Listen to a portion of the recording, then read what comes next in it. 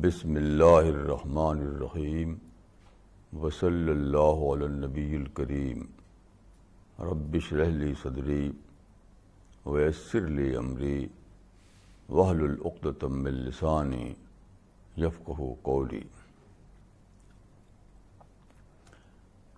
Today I want to say a few words about Hajj. You know, according to Hadith,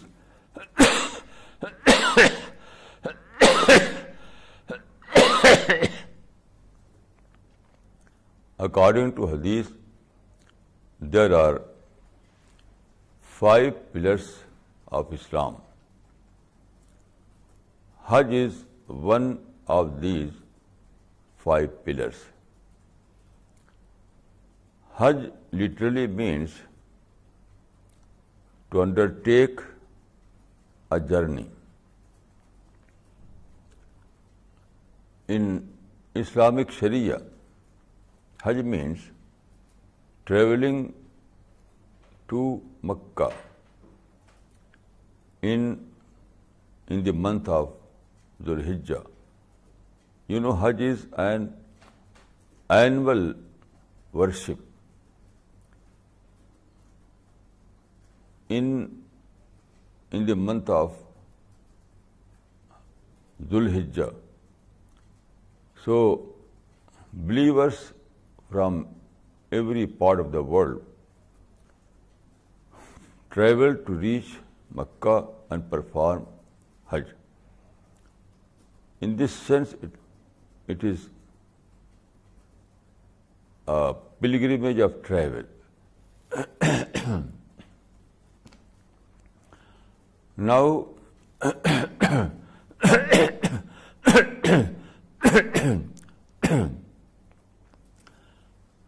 there are 2 different aspects of Hajj.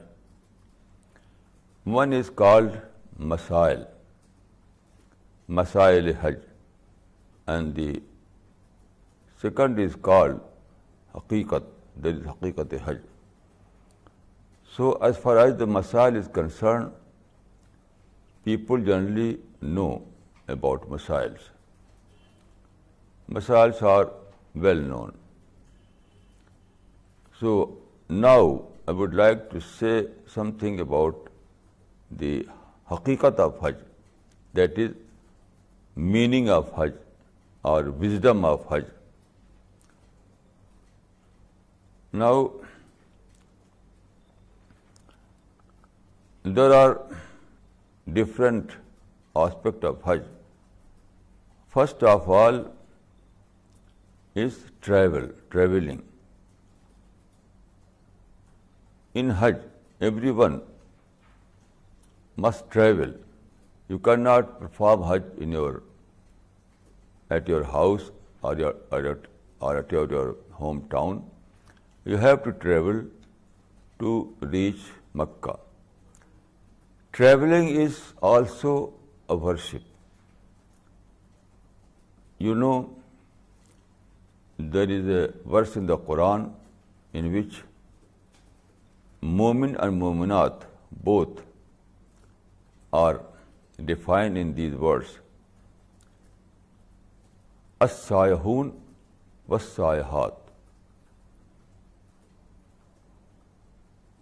It means that those who travel, then there is a hadith, there is a verse in the Quran that Qul siru fil ard. See the earth, see the events of earth. So, why it is so important? Because travel is a source of experience. Travel means going out of your familiar place. It means moving from familiar place to unfamiliar place. This is travel. So it is very important, because when you are in your familiar place, so you are used to for everything. You become habitual. But when you move from familiar place to unfamiliar place, then you experience of new things, new experiences, new inspirations, new lessons, new observations, new contact. So when you are in travel, you are experiencing a new life. So if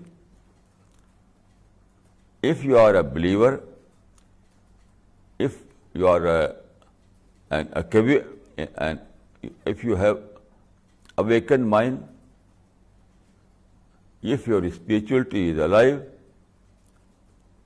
then you can take lesson every moment, every day and night. Because living in an unfamiliar place itself invoke your spirituality. When you are in an unfamiliar place, you are invoked by the environment every time. So you receive new kind of experiences, new kind of inspirations.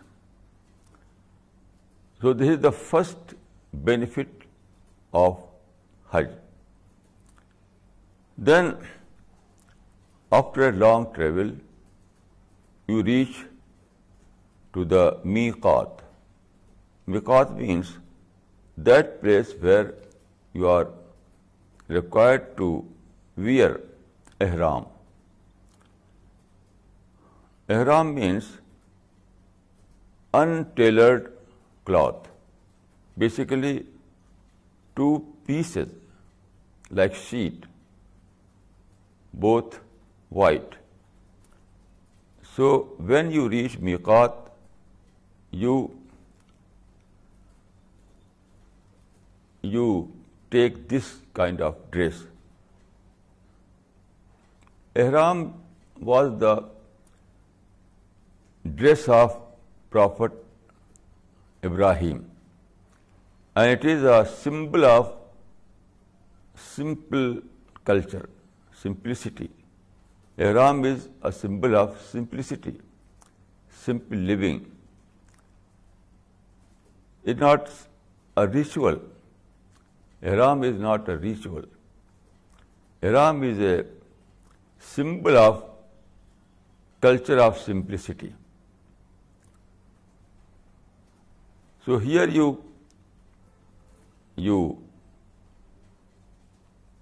decide that from this day I will adopt the culture of simplicity. So it is very important.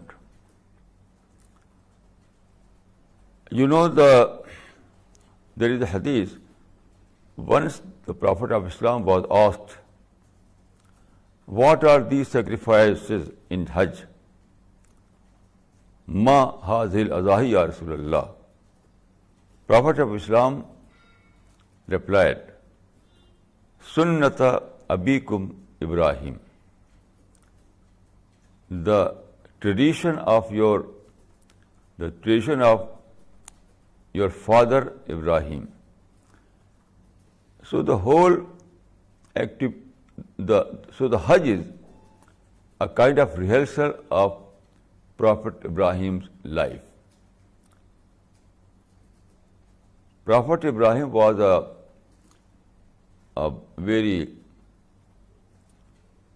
a great prophet.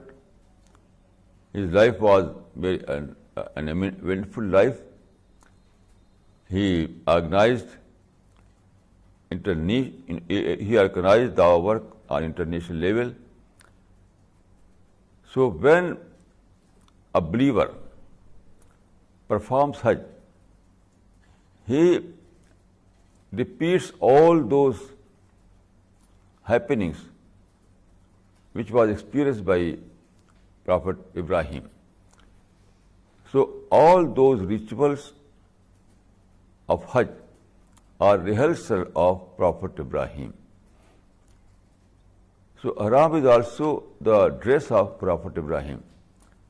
So when you take this dress, you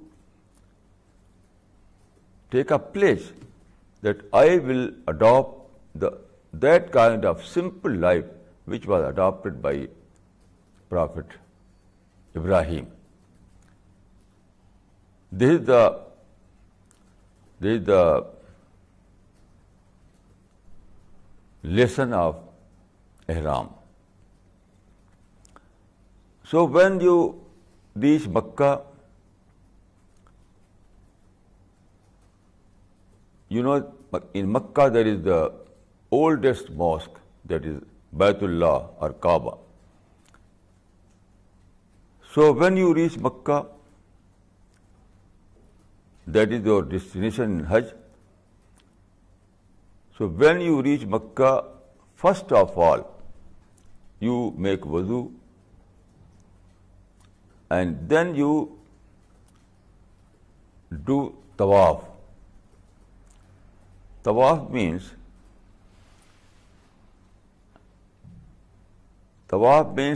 encircling around the Kaaba.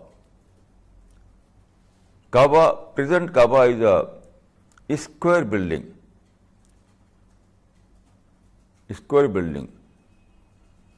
This Kaaba, the Kaaba was built by Abraham and his son Ismail. So when you reach Makkah, first of all you do tawaf, that is going around the Kaaba 7 times. What is this? You say, Labbaik Allahumma Labbaik. Oh God, I am here. Oh God, I am here. This is the response of Haji.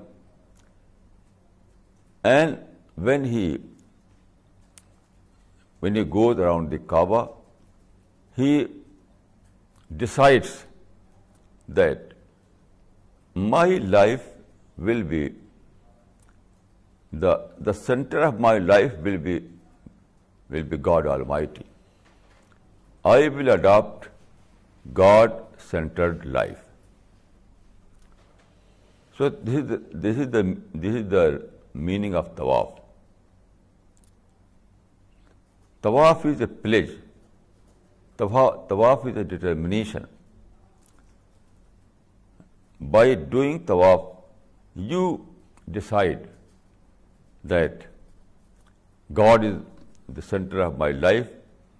I will adopt that form of life which was adopted by Prophet Ibrahim and Prophet Ismail and his wife Hajra.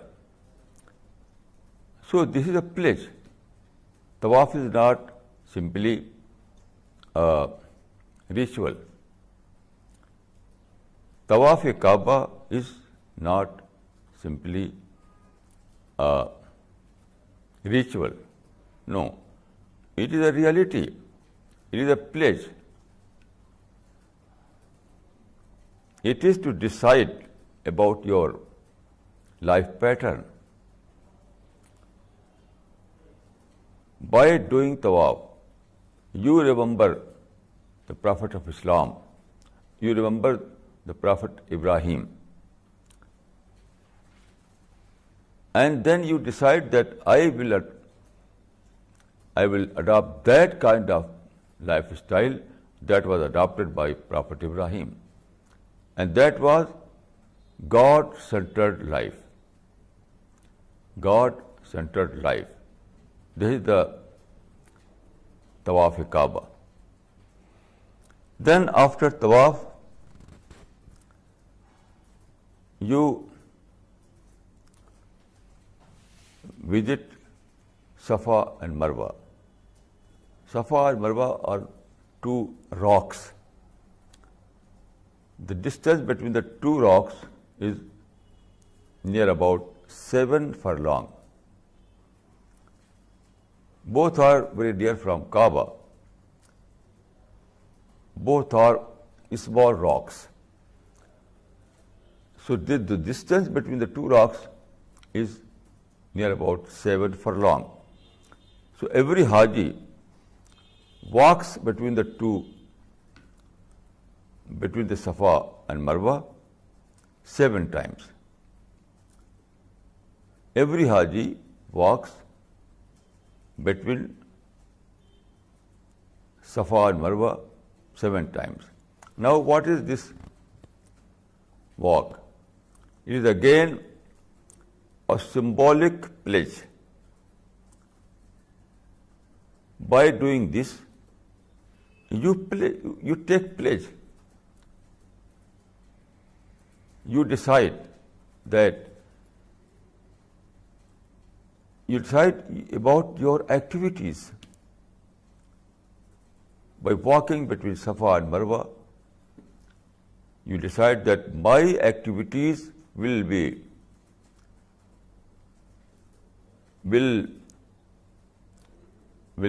for the sake of God. All my activities will be in the path of God, for the sake of God. In other words, for dawah work. The greatest mission adopted by Prophet Ibrahim was dawah mission. So when you walk between Safa and Marwa, you decide that I will dedicate my life in that kind of mission which was adopted by Prophet Ibrahim. Because all these things are Shiar Ibrahim. Everything you do during the work, everything you do during Hajj is Shiar Ibrahim. It means that all these things are repetition of the lifestyle of Prophet Ibrahim. Prophet Ibrahim does tawaf, so you are doing tawaf. Prophet Ibrahim and Hajra did sa'i between Safa and Marwa. So you are doing sa'i between Safa and Marwa. So all these things are shiar of Ibrahim and Prophet Ibrahim, Prophet Ismail, and also Hajra, the pious lady who was wife of the Prophet Ibrahim. So, Kaaba, Tawaf Kaaba and Sa'i bayna Safa wal Marwa, Sa'i bayna Safa wal Marwa, Sa'i bayna Safa wal Marwa, both are symbolic pledge that you will adopt the same pattern for your life that was adopted by Abraham family, Hazrat Ibrahim, Hazrat Ismail, Hazrat Hajra. They dedicated their life for the sake of God. So you are saying also that I will dedicate my life for the sake of God. Their life was God-centered life. So you are deciding that your life will be God-centered life.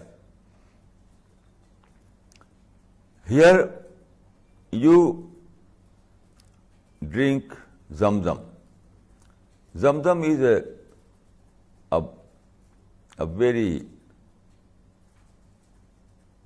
Zamzam has a very unique history. You know, the Prophet Ibrahim settled his family here before 4,000 years ago. He settled his family here 4,000 years ago. At that time, here was nothing. Only desert, no water, no greenery, no agriculture, no horticulture. So it was a waterless place at that time. But Prophet Ibrahim settled his wife Hajra and his son Ismail at this place, and he make dua. So God accepted his dua, and miraculously there was a stream, that is Zamzam. Zamzam was a miraculous stream. So when you drink Zamzam, you take the water of Zamzam, you remind all those history. You do dua that, oh God, I am also in need of your blessing, in need of your grace. Please grace me all those blessings. I am also waiting for your grace, for your blessings. So when you take Zamzam, you do this dua. So Zamzam becomes a point of reference for a unique type of dua. Zamzam, the history of Zamzam becomes a point of reference for you to make a very unique type of dua. That, oh God, bless me with the same grace again which you have blessed you for Prophet Ibrahim, Ismail and Hajra. There's unique experience. There's a unique experience. So when you perform prayer, when you perform salat in Haram, in Masjid Haram, there is Baitullah, it also gives you great experience. When you perform salat in Masjid Haram, around Kaaba, you feel that this is the place where Prophet Ibrahim performed his salat, where Prophet Ismail performed his salat, where the pious lady Hajra performed his salat, then Prophet Muhammad sallallahu alaihi wasallam performed his salat here, and all the companions of the companion performed their salat here in this Masjid Haram. So when you recall all these historical events, when you remember all this history, you find a very unique type of inspiration. This history is unique. There is a verse in the Quran for Haji, لِيَشْهَدُوا مَنَافِعَ لَهُمْ. It means that so that they witness the benefits for them. So when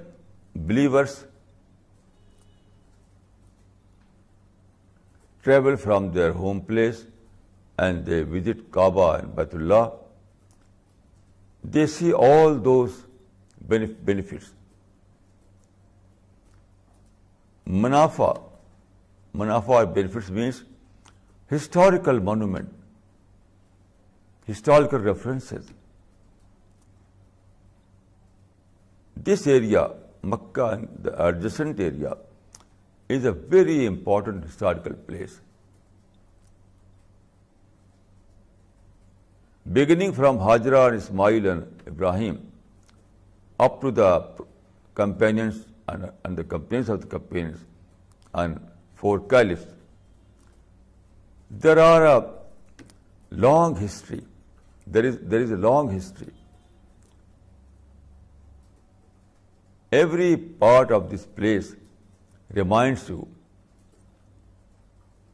some kind of history, some very important part of history. So this place, Makkah and its adjacent area, is a historical place. Here you remind the history of prophets.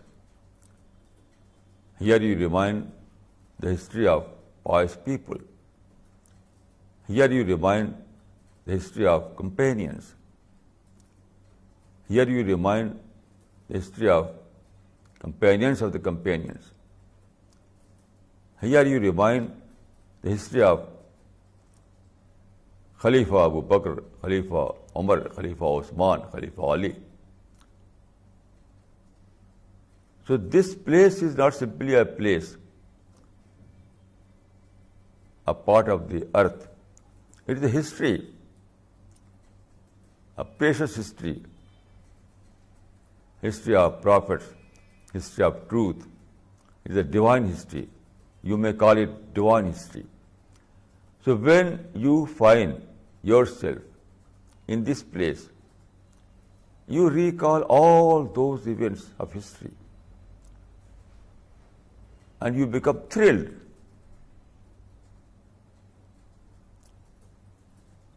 You receive inspirations. It is a spiritual experience, high kind of spiritual experience. Living in this area, living in this place gives you a high kind of spiritual experience, a high kind of intellectual awakening, a high kind of intellectual development, a high kind of divine inspirations. All these things are related to the history. So it's very important. Then there are several other rituals. For example, you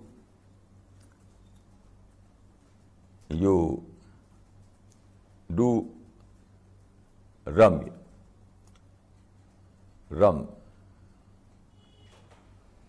Ram means there are 3 symbolic Satan. There are 3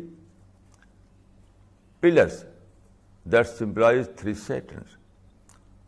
So you do Ram. Ram means stoning. It's symbolic stoning. So you do stoning here. Ram means stoning. Although it is symbolic stoning, but it is very important. By doing this stoning, you remember that verse of the Quran, Inna ash-shaytana lakum aduwwun mubin. It means that Satan is your open enemy. When God created Adam, and when God settled Adam and his wife and his children on this earth, at that time God said, "Inna shaytana lakum aduwwun mubin." You have to save yourself from Satan. Satan is your open enemy.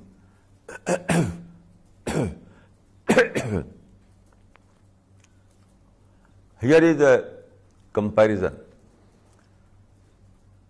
In the Quran, there is a verse in the Quran that says that فَلَا رَفَسَ وَلَا فُسُوقَ وَلَا جَدَالَ فِي الْحَجِّ.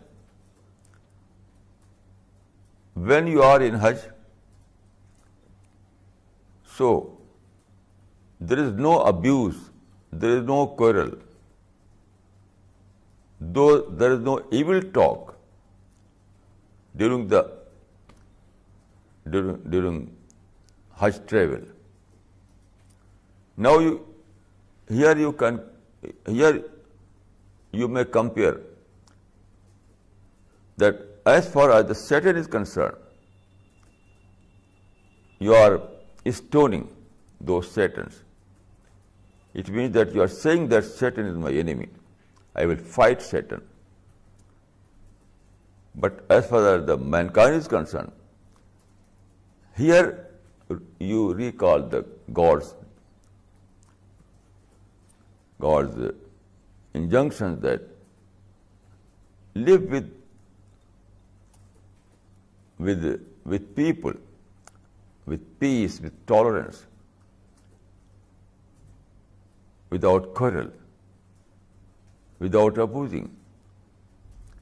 Here is a comparison. Satan, man and Satan.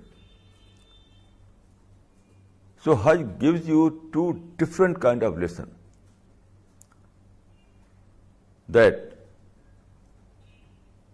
you are living between two kind of creature, man and Satan. In this world is a testing ground. So in this world, you are living between two type of creatures, man and Satan. Although Satan is not observable, but it is there. Satan is every time with us. And then every time we are with men and women. So in this world, we live between two creatures, Satan and man. Quran says that when you are with people, with men and women, you have to adopt the culture of peace, culture of tolerance, culture of love, culture of compassion. But as far as the Satan is concerned, you have to treat Satan as your enemy. So at one side, you are stoning the Satans, and at the second, in the other side, you are showing your compassion towards men and women. This is the greatest lesson given in the Hajj. Greatest lesson.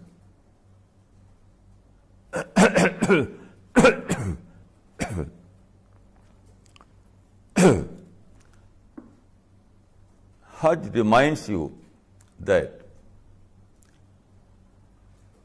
you are living between two creatures, Satan and man. And your behavior towards Satan is to fight and give him defeat.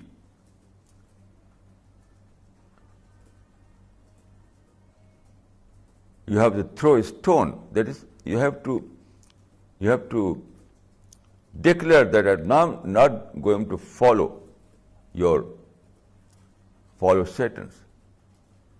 But as far as the men and women is concerned, as far as people are concerned, you have to feel sentiment of love in your heart, and tolerance and compassion and peace.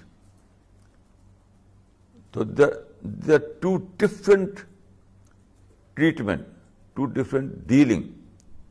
One pertains to Satan and the second pertains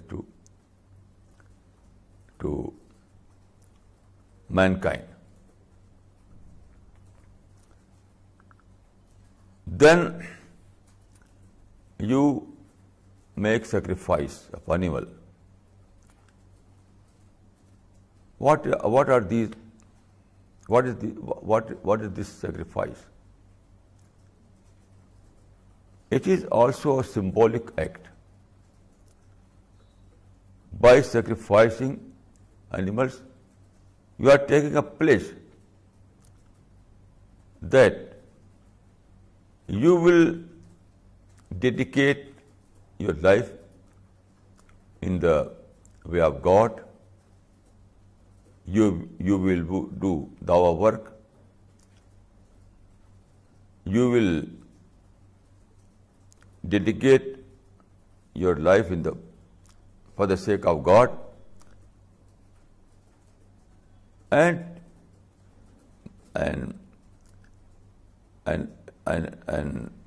you will take it as a mission. You will take it as a mission at any cost. At any cost. Even at the cost of sacrifice. By sacrificing animal, you say, Allahumma minka wa laka. It means that I will sacrifice my life for the sake of God.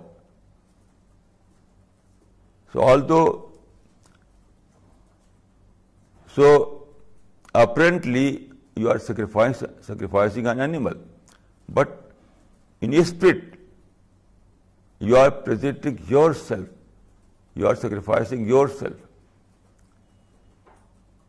You are giving a pledge that I will sacrifice my life in the way of God. So this is the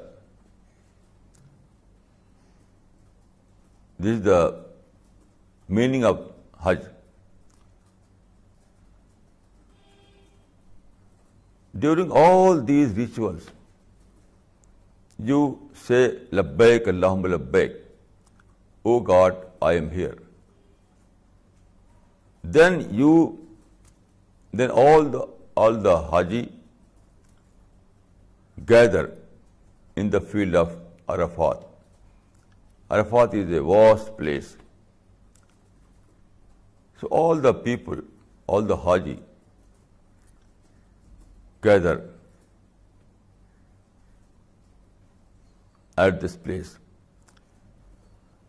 Thus all are saying, all are reciting this verse. Labbaik Allahumma Labbaik. La labbaik Allahumma labbaik. O God, I am here. O God, I am here. It means that everyone is declaring labbaik Allahumma labbaik is not simply a lip service. No. It is not a ritual. No. It is a reality. It is presenting yourself for the sake of God. When you say, Labbaik, Allahumma Labbaik, you are declaring that, oh God, I am here for your cause, for the cause of God. I will sacrifice I will sacrifice my life in the cause of God. So labbaik Allahumma labbaik is not simply a lip service. It is more than that. It is a symbol of dedication. It is a symbol of determination. It is a symbol of pillage. So it is very important. When you are in Arafat, you remember the Hajjatul Wada. When you are in Arafat, you recall that history of the Prophet of Islam. You know, Prophet of Islam, in his later days,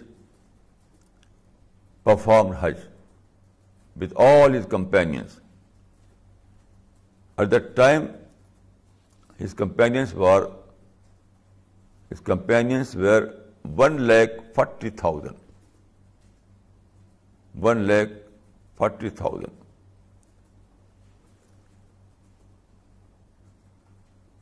Now, the number of Haji is more than 30,000.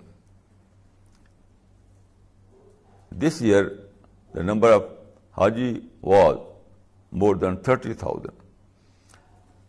So, when you are in Arafat, in Maidan Arafat, you remember the Hajjatul Wada, when Prophet of Islam was here. After performing Hajj, he addressed those people who were present at the time. He said, "La fazla li Arabiyyin ala ajamiyyin, wa la li aswada ala ahmara." He said that no one is superior and no one is inferior.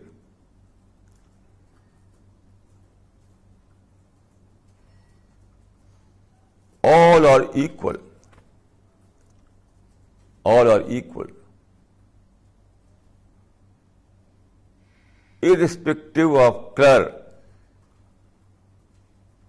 Irrespective of color and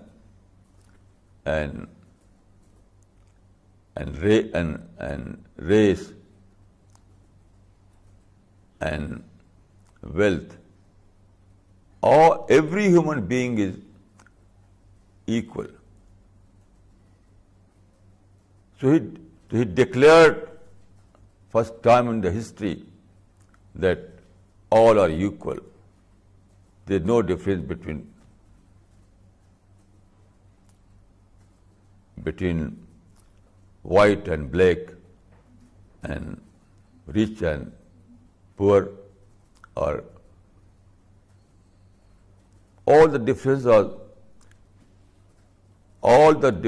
are simply to recognize, for recognition. So this was the declaration of equality. Then the Prophet of Islam said, addressing to his companions, Ayyuhan nas, inna allaha basani kafatan linnas faddu anni. O people, God has sent me for all mankind. I am prophet to all mankind. So convey my message to all the nations, everywhere in the world. This was Prophet's last message. This was Prophet's last message. So what happened? After performing Hajj, the majority of the companions went out of Arabia. The majority of the companions. They took this as a mission, that we are messenger of God. We have to convey the Prophet's message to all mankind. So they went out of Arabia, and in all countries, they settled in the adjacent countries and began their dawah. Now you know it was not a very easy task. There was no sources, there was no roads, there were no cars and aeroplanes. It was very difficult to travel. So many difficulties for strangers. Then I think the most difficult part of this mission was that these companions were speaking Arabic language, and the language of those people who were audience were different. So there was a language gap. You know, in Syria, people were speaking the language of Syriac. In Palestine, their language was Hebrew. In Egypt, their language was Coptic. In Libya, their language was Berber. So all those people were speaking different languages, not Arabic. At present, these people speak Arabic language in every country. But at that time, they were speaking some different languages. So it was very difficult to address these people. A person rightly said that Zubane Yar man Turki wa man Turki Namidan. The language of my friend is Turkish. I don't know Turkish. The same situation was there. That the language of companions was Arabic, and the language of their audience was different. So it was very, very difficult to address these people. So there was difficulty in terms of travel, difficulty in terms of stay, difficulty in terms of earning, difficulty in terms of food, difficulty in terms of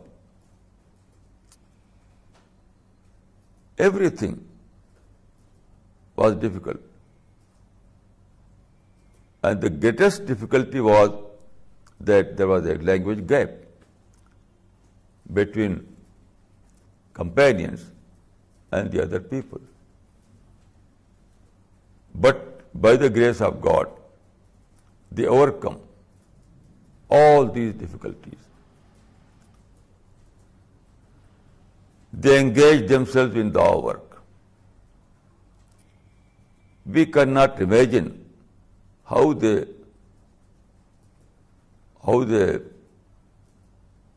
perform the work in such a situation. It's perhaps it's not understandable. Our history books have no details of these things. But you can imagine that there were enormous difficulties. But these people, the companions of the companions of the Prophet have dedicated themselves in this task. They were dedicated people. They were ready to do this task at any cost. At any cost. So they were successful to Islamize the whole Arab world within a very short period.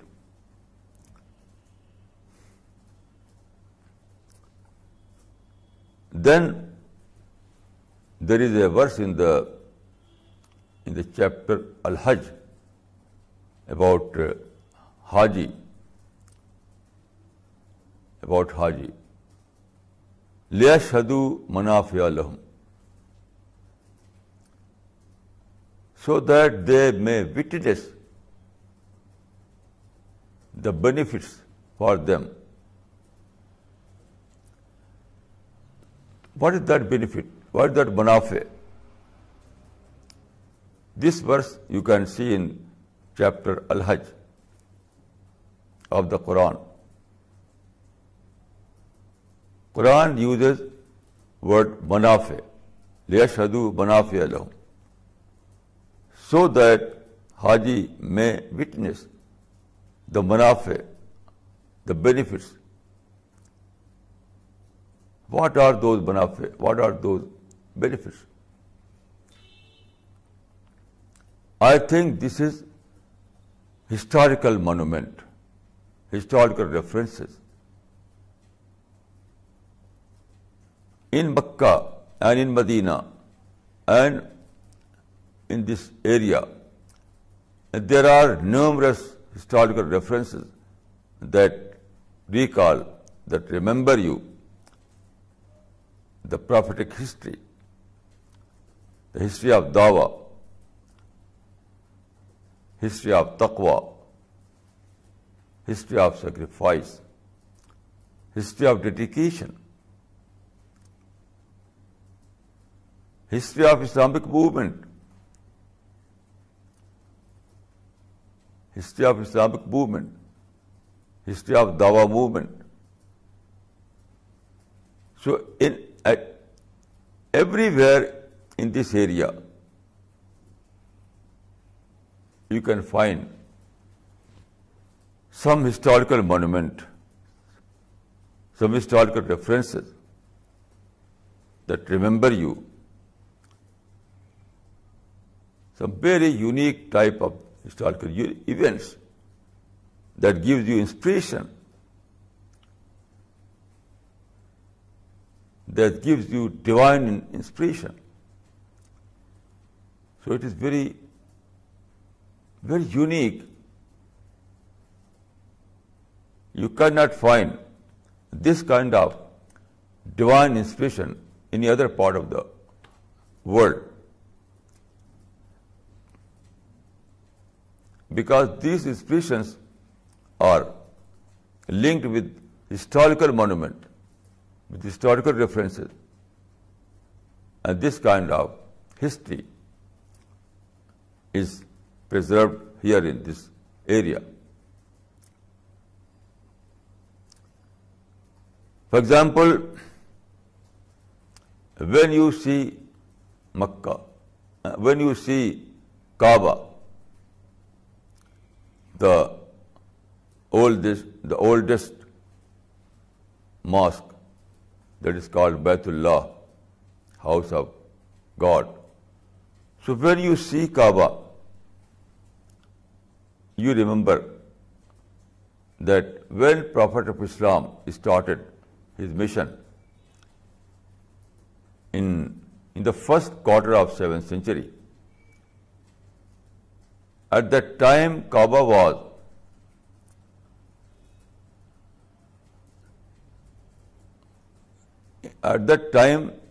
there were 360 idols in Kaaba.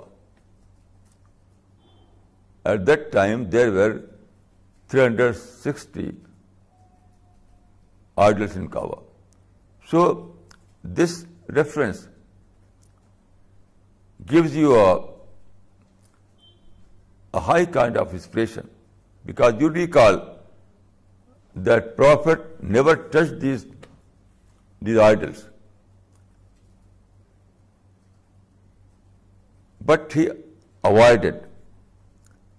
He adopted a very unique kind of policy. Prophet of Islam was Prophet of Tawheed. His mission was mission of Tawheed. His message was message of Tawheed. So the presence of those idols were quite against his message. Quite against his message. But he never touched those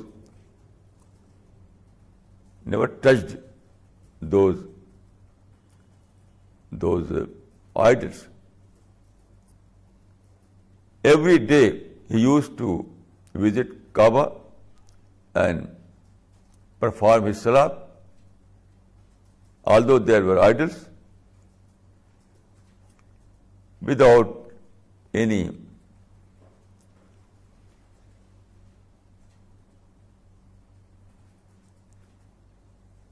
with complete with peace. Every day he used to visit Kaaba and perform his salat with complete peace. No anger, no negative thought.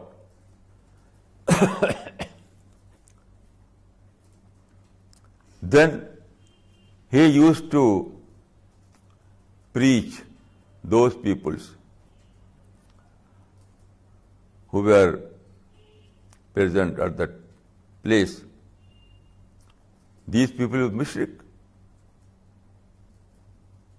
So he used to say, "O people, ayyuhan nas, qulu la ilaha illallah tuflihu."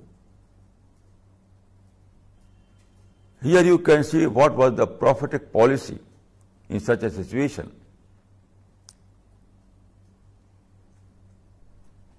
He avoided the presence of idols so that he may perform his salat peacefully, so that he may perform his preaching peacefully. This was the prophetic policy. So when you are in Kaaba, you remember all these things. Here you learn what is the right way of doing the work. What is the right way of doing the work? Then there are so many other historical references. For example, Hudaybiyah. Hudaybiyah is a place. When you are in Hudaybiyah, you remember the Sulhul Hudaybiyah, Hudaybiyah agreement. In this agreement, Prophet accepted all those conditions presented by the other party. Only for one reason, to establish peace. So peace was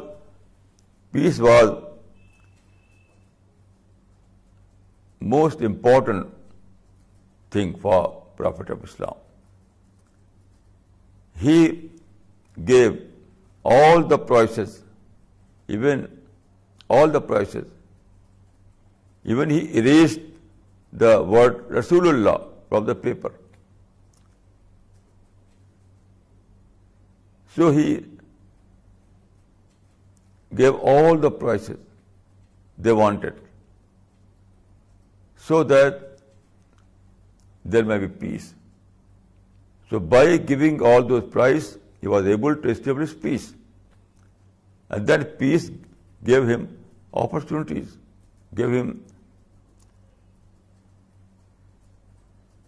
there was peace, Prophet was able to avail all those opportunities. When there was peace, Prophet was able to avail all those opportunities in terms of dawah. So this was the prophetic policy. So Hajj is not simply a ritualistic worship. Hajj is a message. Hajj means internationalization of dawah work. Hajj is a kind of internationalization of dawah work, international mobility for dawah work. We have to perform Hajj with this spirit. أقول قولي هذا وأستغفر الله لي ولكم أجمعين.